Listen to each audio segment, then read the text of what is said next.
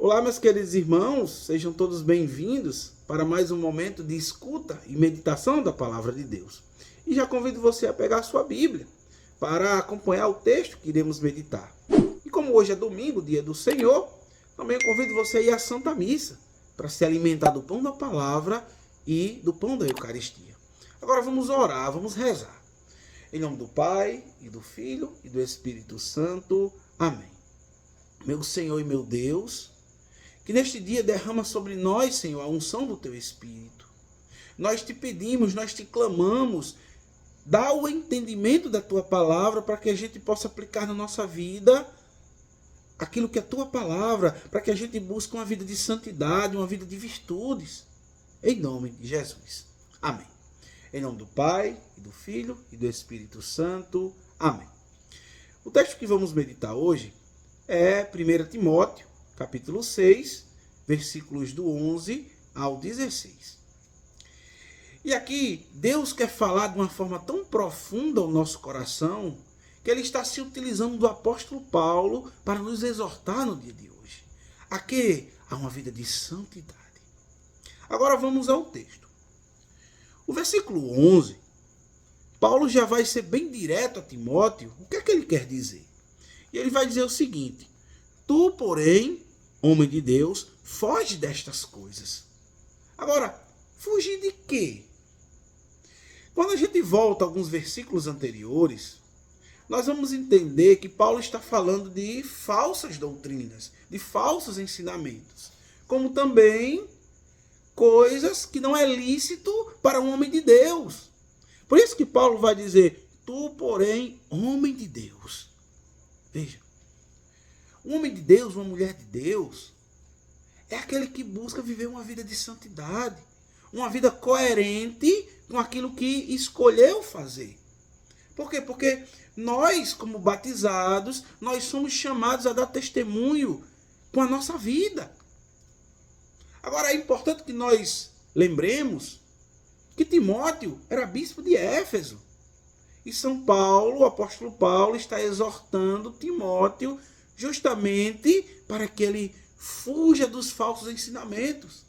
Então, quando a gente pega essa palavra para aplicar na nossa vida, ela, além de ser aplicada aos nossos pastores, aos nossos bispos, presbíteros, ela também pode ser aplicada a qualquer católico, a qualquer cristão batizado.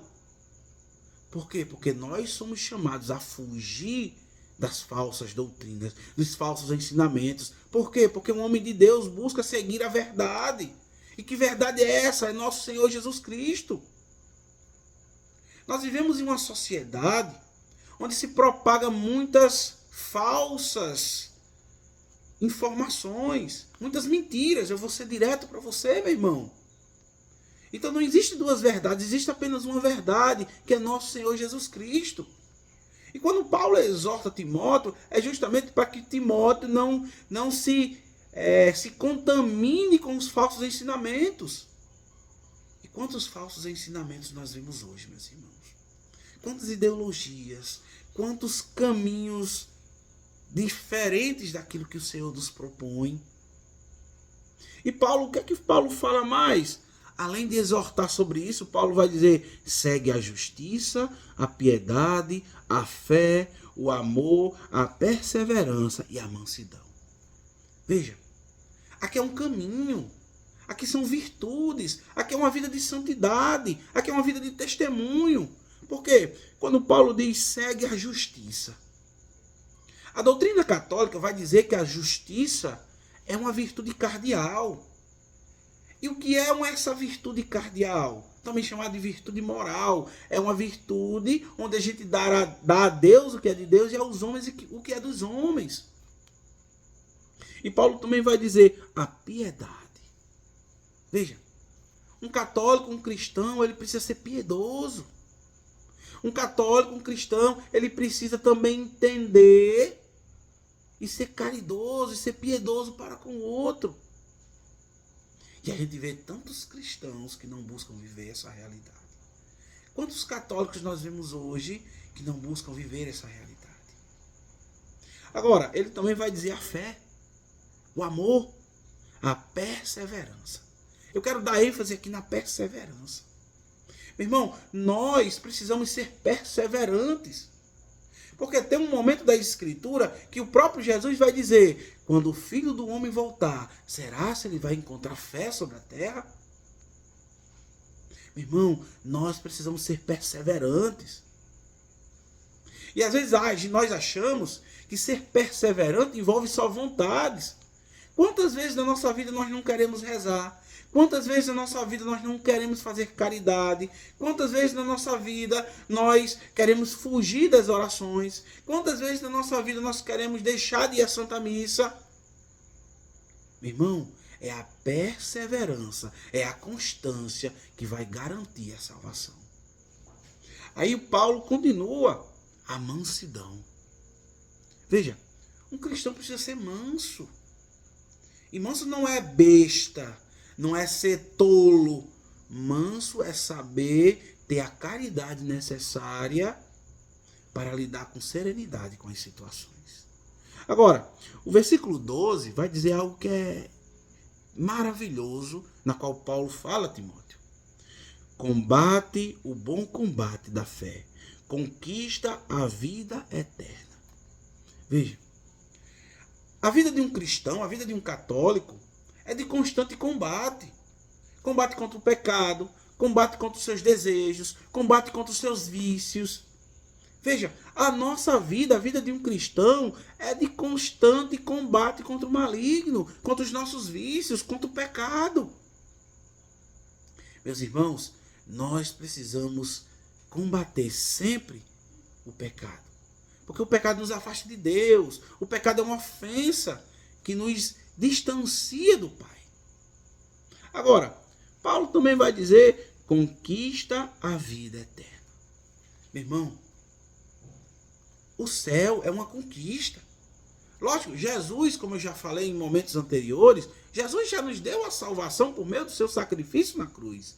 Mas é necessário que nós conquistemos a salvação. E como é que a gente conquista essa salvação? Com um testemunho de vida. Meu irmão, quantos católicos, quantos cristãos que não buscam viver conforme a palavra nos ensina, conforme a igreja nos ensina. Agora, Paulo continua: para o qual fostes chamados. Veja, todos nós somos chamados à santidade. A partir do momento em que nós recebemos o batismo, o sacramento do batismo, nós morremos com Cristo e nascemos um homem novo, uma mulher nova. Por isso que o batismo nos faz sermos filhos adotivos de Deus, mediante Jesus Cristo. E quando nós somos batizados, nós temos o dever e a missão de dar testemunho com a nossa vida. Meu irmão, eu te faço uma pergunta hoje. Você está disposto a dar testemunho de Cristo diante do mundo? Ou você está com medo, ou você quer fugir dessa responsabilidade? A palavra nos ajuda a pensar no dia de hoje. Então, quando Paulo exorta Timóteo, é justamente porque ele sabe que Timóteo, além de ser um homem de Deus, Timóteo também é alguém que transmite a fé, é alguém que ensina. Então veja, mais adiante, Paulo também vai dizer: guarda o mandamento imaculado, irrepreensível, até a aparição de nosso Senhor Jesus Cristo. Paulo está dizendo que um dia Jesus vai voltar.